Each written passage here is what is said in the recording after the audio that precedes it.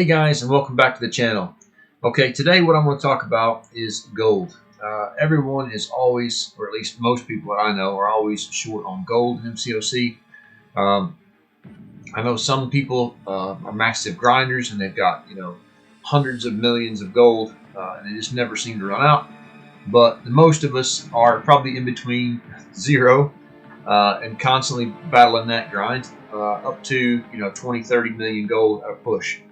So what I want to do to talk to you today is just what areas in the game you can get gold, and maybe what some of the better places to acquire as much gold as possible with the least amount of effort as possible, because no one wants to be sitting grinding for 24/7 in the game to do an arena to try to get as much gold as you can. So, but there are quite a few different places to get gold to be able to do what ideally what you want to do, which is ranking up your champs and leveling up as many champs as you possibly can. Because there's nothing more frustrating than pulling a brand new 5 or 6 star champ and you think, wow, I can't wait to take them up. I've got the ISO, and you get halfway through and you just think, hold on, I'm out of freaking gold here. I'm absolutely stuck. And you end up with them on level 30 out of 35 or wherever it is for ages until you can try to struggle to get some more gold. Excuse me. So the main area, I think, I hate to say this, is probably arena. You can get gold, in the arena itself. So if we just quickly go over to the arena, I'll just run through this really quick with you. So if you go into in my opinion, I'll probably do another, video just on arena itself. But in my opinion, this Summoner's Trial Arena is by far the best arena. It gives you the most units for the least amount of time.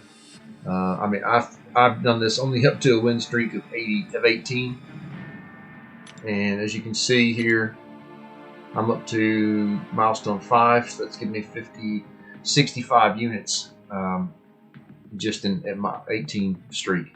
So it's easy stuff. But you get 10,000 a pop for these guys. We're at 5, 8, 10. I think after that, does it stay at 10? Actually craps out after that. So you get up to 10 from that. So we're at 10, 20, 30, 40. You get about 50 odd thousand for that. Plus you get a little bit on each fight, which isn't a great deal, but it does add up. In my opinion, the main thing on this is your battle chips that you get. So you're getting so much per fight, and then so much per one of these stages that you get. So after like stage 1 here, you get another 750, 1500 for those. Does it go up again? No, it stays at 1500. Oh, there we go, 1750 a pop for the last few. I mean, I don't expect you to go all the way up to 4.4 million in Summer's Trials. I mean, if you can, if you like, if you've got the time, you got the effort, then go for it. But in my opinion, once you get those battle chips, go ahead and go open those crystals. So again, when you do want to open your battle chips, my opinion is, unless you have an absolute ton of these crystals, I personally would always open just the basic arena crystal, the 2000 arena crystal. Now that gives you a chance for, in my opinion, the best chance for units, which is what I open these for mainly. So 50% chance of units, but 84% chance of gold. So you're going to get a decent amount of gold out of these. Nothing fantastic, but it does add up. But again, I prefer to open these for units. I'll probably talk about that in a unit video further down, and an arena video. But for now, gold out of the arenas, out of these battle chips. The next one is Alliance War.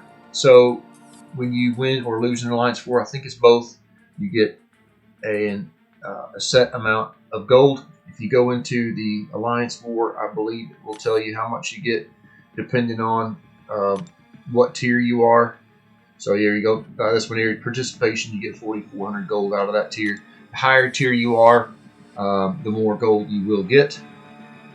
The monthly side quest is a really good one as well. So there's the monthly side quest and monthly event quest. So the event quest, we'll go through that really quickly first. So again, depending on where you're at, So if you go into, let's just say, let's pick uncollected for instance, you don't really get anything in the actual rewards itself. Don't think for any of them, but what you do get, you get the gold in the paths. So if we go into that,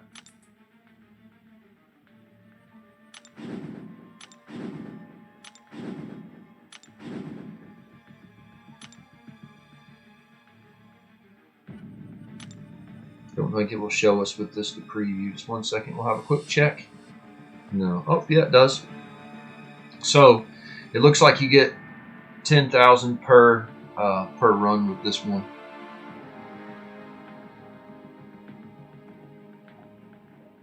Yeah, 10,000 per path, I think it is with this one, guys. So it's not, again, it's not massive, it's not fantastic. The further up you get, the more it gets. I know with the Thronebreaker difficulty, it is quite a bit. Let me just come out of this. I haven't actually gotten into that, so that's fine. So if we go into Thronebreaker, just to quickly show you guys that you do get considerably more per path. So let's see if I can find one. There we go, 150,000 per path. But you have to keep in mind that people that are doing the Thronebreaker difficulty are probably ranking up 6 stars to rank 2, 3, 4, or and so on, which takes a considerable amount more ISO and gold. So it's you know, it's as it should be really when it comes to that sort of thing. A big one at the minute is the monthly event quest, or sorry, the side quest. So hopefully you guys know when you go into this at the minute, you know, you pick your difficulty level that you want. So threat level 1 through threat level 5. That will give you the little spider things, I forget what they're called. Spider bots that you can trade in the store. So once you get those, you go into the store, go into the spider exchange, and then pick whichever one of these is, you know, whichever one you prefer. Some of these are gated again, but even these basic ones, so you can get 10 of these, so 100,000 gold for 19,000 spider bots, and then so on. Personally, I'll probably get as many of these as I can after I've bought those top few tiers, because I always like to top up with as many of these as I can per month, because it's an easy, quick way for me to get gold without having to actually grind tons and tons of arena and things like that. So the next one I would say is the story. So without actually going into the story, you can go, again, it's just going to be just a one-off, but wherever you're at in the story, you do get it, you know, sometimes path, sometimes in the, you get it in the path, sorry, and then you get it for the completion, exploration, that sort of thing.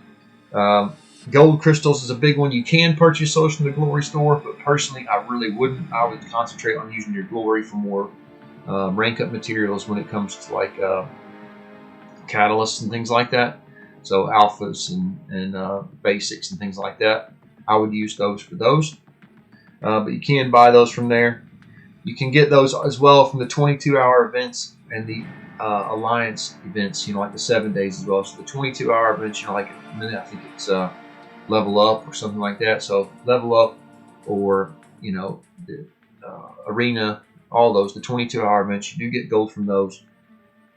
Special events like Grandmaster's Gauntlet, you always get gold in those, depending on what level you're at. And then 22-hour events, so solos, you get 50,000 gold if you may go through all of them. So I would say level up is probably the easiest one to really max out. So if you max that out, level up event, then you get 50,000 gold, plus you get 5 uncollected gold crystals and then 6 basic gold crystals, so a decent amount with that one. So those are on there, like I said, every 22 hours. Unique events, like halls of gold. Every once in a while, you guys have been around for a while, you've seen like halls of healing, where you get the revives and potions, and then you get the halls of gold, which gives you a fair bit of gold. Again, not tons, but it's easy. Can't remember which one. One takes energy, one doesn't, so I would always do both of those. And then Alliance events, so your 7-day Alliance events, like Summer Advancement, you get to level 13, it's 100,000 gold, so that's a decent one. So just make sure you're trying to push your alliance mates best you can. Some of their advancement, trying to open as many crystals as possible. Doesn't have to be like 5 and 6 star crystals, although those give you more points. Just make sure you're opening, just little tiny crystals, whatever it might be. Little cheapies. Maybe save them up until you open them up in this event, just to try to give your alliance that much more of a chance to get that next level, to get that much more gold. Incursions milestones is a big one. At the minute, I think mine, if I go into mine just quickly, I believe it's 85,000. So we'll have a quick look. So view rewards, we're going to look at the milestones. Yeah, so it's 85,000 per milestone, and I think you can get up to 10 milestones. So that's a massive amount of gold that you can get in this, guys. So take advantage of that. And I think, don't quote me on this, I think it might reach every 5 days. But you can always just check right here. It will tell you exactly when it resets, and you can start hammering that again. If incursions is something you like to do, I'm not a massive fan of incursions. Again, that's why I maybe use more of my monthly side quest tokens, like this monthly spider, whatever they're called, to buy more of those to stop me having to grind things like incursions in arena quite as much. Variants is a big one. So if you're an up-and-coming player, maybe try out some of the variants. Some of them are definitely much easier than others. In my opinion, probably 3, 4, 5, 6 are probably easier. Definitely don't want to try 1. And probably the last couple have been a bit rubbish in my opinion. But I think 3, 4, 5, 6, some of those weren't too bad. So, give those a go. They do give quite a bit of gold, plus a lot of other good things. Selling ISO. Now, a lot of people advocate selling ISO because it does give you a ton of gold. So what I mean is, go into your inventory, go into your ISO, go into your overflow. So I've got all this expiring. So what I would do is I would leave this to the last possible minute. If there's not a level up event, there's no cosmic, I really want to possibly might bin it off. Knowing me, I would probably rank up some no-name cosmic just to use it. But personally, I usually only bin off my basic ISO, because as you know, it costs considerably more gold to rank up a champ with basic ISO than it does the actual class specific ISO. So make sure that when you're ranking up champs, you're using the specific class specific ISO to save you that amount of gold. But I can talk to you guys about that in another video when I'm talking about ranking champs up and things like that. But again, saving gold, do that. But if you want to bin it, bin your basic. Don't bin your class specific unless you really have to, in my opinion. Deals. So there are deals all the time that pop up. It's up to you if you want to buy these deals. I haven't bought anything in the game for years now. I think I have bought. Well, I take that back. I maybe bought like a 5 or 10 pound bundle in Cyber Weekend or 4th of July deals. I try to save my units up. I'm trying to get 5,000 before the 4th of July deals or whatever they're called. I just saw a couple days yesterday or whenever. But save up your units for those. But they do have gold in some of those packages at times. And the last thing is special crystals. So I kind of like the greater gifting crystal from a couple years ago. Last year, I think they were called holiday crystals. Those had a decent amount of gold, along with some ISO and if you're lucky, a awakening gem or something like that. So that's another decent amount. So a lot of those things sounds great. You think, wow, there's just so many different ways to get gold, and there is. But I would say the main areas, if you really want to grind out gold, are going to be arena with battle chips, probably incursions, and then probably your monthly side quests to try to get as many of those deals as you can. You can really rack up some decent bulk amount of gold really quick if you want to spend your money on those, or spend your in-game currency things in this month spider event things. So hopefully this has been helpful to you guys. If it has, hit that like button, subscribe, and I will be seeing you really soon with some more hopefully really helpful content to help you progress in the game. All right, thanks a lot. Take care, guys.